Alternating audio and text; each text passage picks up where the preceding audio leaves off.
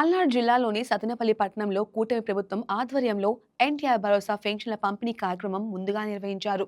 సతెనపల్లి మున్సిపాలిటీలోని 18వ వార్డులో ఇంటింటికి వెళ్లి లబ్ధిదారులకు అధికారులు, నాయకులు పెన్షన్లు అందజేశారు.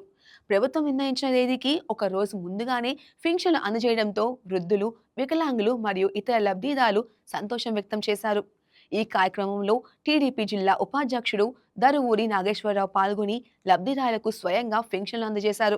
అలాగే స్థానిక అధికారులు మరియు కూటమి నాయకులు కార్యక్రమంలో పాల్గొని ప్రభుత్వం ప్రజల సంక్షేమానికి కట్టుబడి ఉందని తెలిపారు.